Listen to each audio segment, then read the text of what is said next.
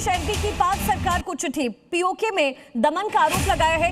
MPs की तरफ से ये लेटर जारी हुआ है। कुल 50 एमपीज जिनकी संख्या इसमें लिखी हुई है। पीओके की आवाज को दबाया जा रहा है। एमपी की तरफ से जो चिट्ठी है वो लिखी गई है। दुनिया से संपर्क काट दिया गया, लोग अपनों से संपर्क नहीं कर पा रहे हैं। ब्रिटिश एमपी इमरान हुसैन ने ये चिट्ठी लिखी है।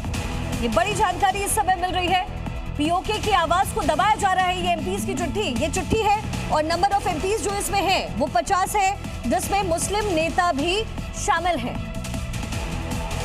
इमरान हुसैन जो की सांसद है उनमें से एक, उन्होंने ये पूरी चिट्ठी लिखी है और कैसे जनता की आवाज दबाई जा रही है, दमनकारी नीति सरकार अपना रही है, ये कहा जा रहा है। हैदर साहब, कम से कम भारत से सीख ही लेते, आप भारत पर आरोप लगा देते हैं, बड़ा आसान है। और अगर देखें तो आपके यहाँ आज से विद्रोह हो रहा है क्या? 48 से ये विद्रोह चल रहा है और 48 से होकर के 2026 हो गया। कम से कम भारत से सीख ही लीजिए डेमोक्रेसी क्या होती है। शिखा, मैं एक बात बताना बिस्मिल्लाहिर्रहमानिर्रहीम। बहुत शुक्रिया शिखा, मैंने तकरीबन 20-22 मिनट इंतजार किया है। अब मैं एक्सपेक्ट करूंगा सर, मैं बस एक जवाब लेकर के मैं आप क्रॉस क्वेश्चनिंग कराती हूँ। हाँ जी, मेरा मकसद ये है, एक सिविलाइज डिस्कशन करें। बीच में बोलेंगे तो हम एक दूसरे की बात नहीं सुन पाएंगे। नहीं तो हम नहीं कह रहे आप क्या बोल रहे हैं। आपके एंकर मैं आती हूँ हैदर साहब। हाँ, चले इरशाद साहब एक मिनट, अब मुझे जरा जवाब देने दीजिए। शिखा, सबसे पहली बात तो ये कि अभी यहाँ पर कुछ फैक्ट्स बताने की कोशिश की दीपक वोरा साहब ने। उनकी आदत है, वो कभी कोई बात खुद नहीं करते, वो दूसरों पर ब्लेम डालते। मुझे उसने ये कहा, मुझे उसने ये मैसेज किया। इंटरेस्टिंगली दीपक वोरा साहब, आज चूंकि ये चैनल बहुत लोग देख रहे हैं, लाखों करोड़ों लोग देख रहे हैं, तो मुझे मकबूजा कश्मीर से, श्रीनगर से एक बंदे ने अभी मैसेज किया है प्रोग्राम के दौरान, और उसने कहा कि ये मैसेज आपने दीपक वोरा को लाजमी बताना है कि इंडियन ऑक्यूपाइड कश्मीर के हर नौजवान की जबान पर दो ही बातें हैं। एक ये कि हम भारत को जूती की नोक पर रखते हैं, और दूसरा जो शहीद सैयद अली गिलानी साहब ने कहा जिसे आप ये कह रहे हैं, आके देखें, भारत के अंदर आके देखें, हमारी जनता बहुत खुशहाली है, बहुत खुश है। सड़कों का जाल बिछा हुआ है। आप क्या बात कर रहे हैं? कश्मीरियों को आप कैसे दबा रहे हैं? ये तस्वीरें दिखा रही है। कहां पहुंच गए? पाकिस्तान के हालात देखें, economically down, politically instability, economic crisis.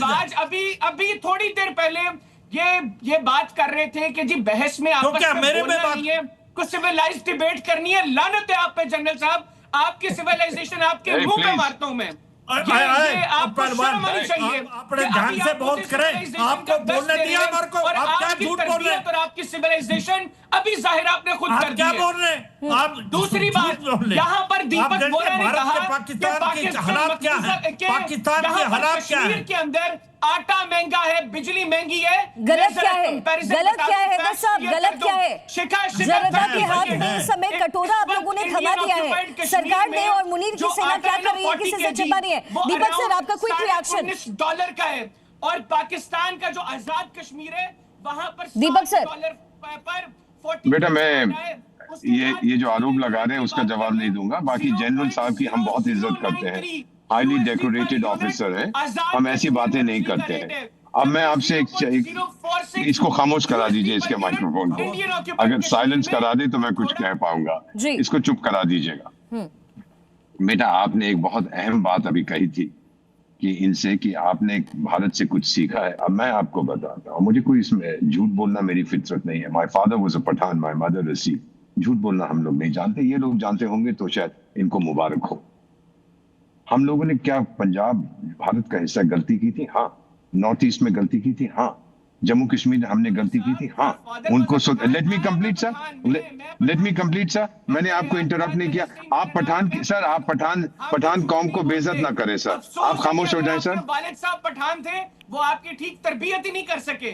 Pathan ये हरकतें नहीं करते कि दूसरों के कंधों पर रखकर बंदूकें चलाएं। चुप कराएंगे मैम इसको? सामने खड़े होते हैं हम, सीना इसको चुप करा दीजिए। ठीक है, दीपक सर की बात पूरी कर लेते। ठीक है, इसको खामोश करा दीजिए। बेटा, जो गलतियां हमने की थी हमने वो सुधारी है। मैं एक सिर्फ एग्जांपल देता हूं। 30 मई को मैं श्रीनगर में था, कश्मीर लिटरेचर फेस्टिवल।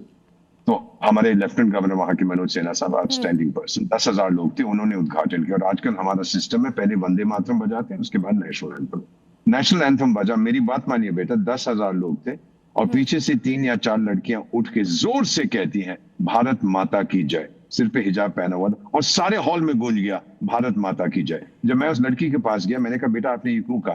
कहती है सर, इन लोगों ने मेरा बचपन मुझसे छीन लिया है, अब भारत पे से मेरा अनुरोध है और कुछ मत छीनिए हमसे। ये लोग अपनी गलती मानने को तैयार नहीं है, ये बीच में इंटरप्ट करेंगे। प्रोग्राम में कही थी और उसमें उस लड़की के नहीं, आप फिल्मी स्टोरी मत सुनाइए, हकीकत पे बात कीजिए। देखिए ये लोग, हम लोग इनके ऊपर आरोप नहीं लगा रहे। साहब ऐसा है कि कोई आरोप नहीं लगा है। जो आपने पूरा कश्मीर का एक हिस्सा कब्जे में लिया है, अब उसको फ्री करने का समय आ चुका है। बलूचिस्तान आपके हाथ से जा रहा है।